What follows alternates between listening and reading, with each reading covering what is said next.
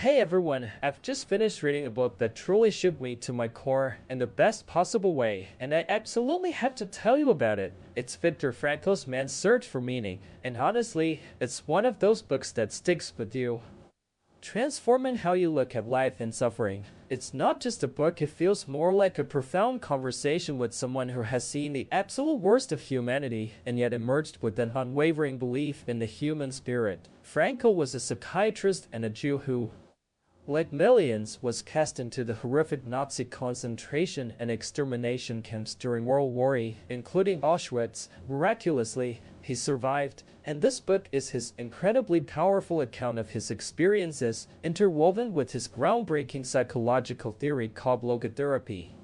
What makes this book so different is that it's less about the horrors he endured, though those are described with chilling detail, and more about understanding why some people survived while others succumbed, even when physical conditions were identical. It's an inside story, focusing on the multitude of small torments and how the everyday life in the camp reflected in the mind of the average prisoner. You know, when you read about Auschwitz, you expect tales of immense suffering, and Frankl doesn't shy away from that. He describes the sheer shock of arrival, the immediate selection process wherein CNC officers' finger casually determined who went to forced labor and who went directly to the gas chambers. Imagine arriving after days of travel, 80 people crammed into a single train car, everyone expecting to work in a munitions factory, only to hear the dreaded cry, "There's a sign, Auschwitz." Your heart just stops. They were stripped of everything: documents, possessions, even their hair, leaving them with literally nothing but their naked existence. Frankl describes how he clung to a manuscript of his scientific book, his life's work, only to be met with the mocking shit from a seasoned prisoner, and in that moment, he realized he had to strike out his whole former life. It's a brutal entry into a world where human life held almost no value, where you were reduced to a number tattooed on your skin. One of the most profound observations Frankl makes is about the psychological phases prisoners went through. First, there was shock, followed by a period of profound apathy, which he describes as a kind of emotional death. People became insensitive to daily beatings, to the suffering and death of others around them. He recounts watching a dead typhus patient being dragged away, and people immediately scavenged their belongings, while he, just hours after speaking to the man, continued sipping his soup, feeling nothing. It sounds cool, right? But this apathy was a necessary self-defense mechanism, forcing one's inner life down to a primitive level, centered solely on survival. But here's where the narrative truly shifts from mere survival to the search for meaning. Frankl repeatedly quotes Nietzsche: "He who has a why to live for can bear almost anyhow." He saw firsthand how prisoners who lost all hope for a future were inevitably the first to die, not from lack of food but from a profound lack of meaning. Conversely, he kept himself alive by thinking of his wife and dreaming of lecturing after the war about the psychological lessons from Auschwitz. He even jotted down notes for his lost manuscript on tiny scraps of paper while suffering from typhus in a Bavarian camp. This was his why, his task to fulfill. So, you might be wondering, what is this logotherapy he talks about, and how did his experiences shape it? Logotherapy, he explains, is meaning-centered psychotherapy. It's not about finding pleasure or power, as Freud and Adler suggested, but about the primary motivational force in man, the will to meaning. Frankl emphasizes that this meaning is unique to each person and situation. One of the most striking concepts he introduces is the existential vacuum, which he believes is a widespread phenomenon today. It's that feeling of inner emptiness, a void within ourselves, often manifesting as boredom, depression, aggression, or addiction. He argues that people might have enough to live by but nothing to live for. They have the means but no meaning. He even saw this in unemployed patients, where their depression lifted when they found unpaid but meaningful activities, even if their economic situation remained unchanged. Now, this leads to a crucial question: how exactly does Frankl suggest we find this meaning in life? He identifies three main avenues: one, by creating a work or doing a deed. This is pretty straightforward, contributing something to the world. Two, by experiencing something or encountering someone. This includes experiencing goodness, truth, beauty like the stunning sunsets in the camp that moved him to tears despite the desolate surroundings, or listening to a violin playing a tango in a hut, and most importantly, experiencing another human being through love. He profoundly states that love is the ultimate and the highest goal to which man can aspire. He found fulfillment in the loving contemplation of his wife, even when he didn't know if she was alive, free by the attitude we take toward unavoidable suffering. This is perhaps his most powerful and unique insight.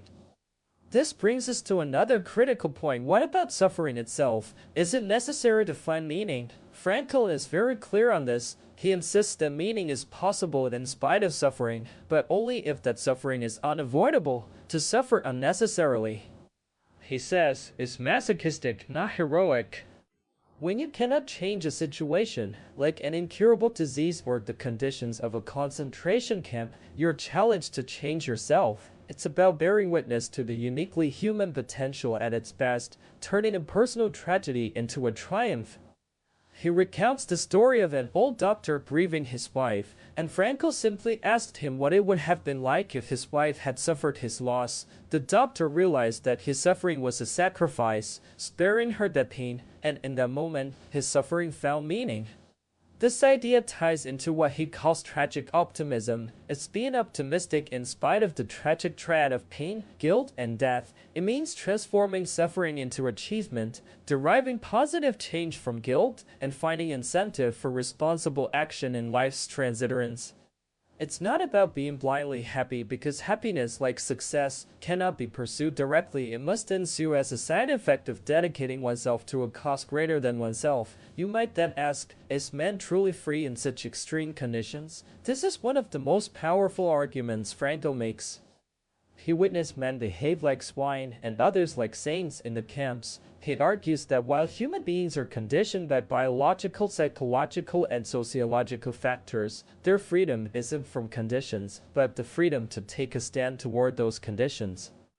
Even in the most unimaginable suffering, man can preserve a vestige of spiritual freedom, of independence of mind. Every day, every hour, offered a decision to submit to dehumanizing forces or to retain inner freedom and dignity. This choice is what ultimately determined the kind of person a prisoner became. Another fascinating aspect of logotherapy is its technique called paradoxical intention. This is brilliant for dealing with anxieties and phobias. Frankl explains that fear often brings about exactly what one fears, and forcing an intention makes it impossible. So with paradoxical intention, the patient is invited to intend the very thing they fear, even for a moment. For instance, a man afraid of perspiring was advised to try to sweat more to show people how much he could sweat, and within a week, his phobia was gone. This technique uses a uniquely human capacity for self-detachment and a sense of humor. He even recounts a stutterer who only stopped stuttering when he tried to stutter to gain sympathy. It's about breaking the vicious cycle by ridiculing the fear rather than fighting it.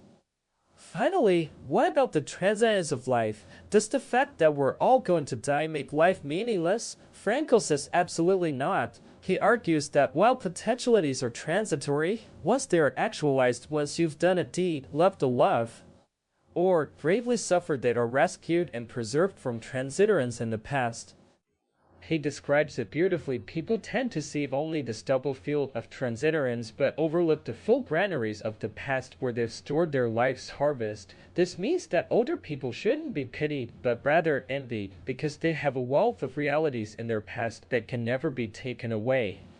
Man's search for meaning is truly a book for our time, perhaps more now than ever, in a world often grappling with a sense of emptiness and meaninglessness. Frankl's work offers a powerful antidote. He doesn't tell you what the meaning of your life is. Instead, he helps you realize that life is constantly asking you questions, and your responsibility is to find your unique answer through action, conduct, and attitude. It challenges the modern obsession with happiness and success, reminding us that they are byproducts, not direct pursuits. It forces us to confront our capacity for choice, even in the direst circumstances. Frankl says that our generation is realistic, for we have come to know man as he really is. After all, man is that being who invented the gas chambers of Auschwitz. However, He is also the being who entered those last chambers of night with the Lord's Prayer or the Shema Yisrael on his lips. He reminds us that while the world is in a bad state, it will only get worse unless each of us does his best.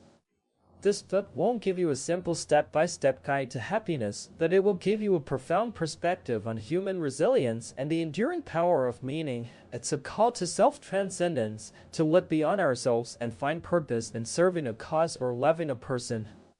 If you're searching for something more, for a deeper understanding of what it means to be human, especially when facing life's inevitable hardships, I wholeheartedly recommend picking up Man's Search for Meaning. It might just change your life, not by telling you what to do, but by showing you why you must do it.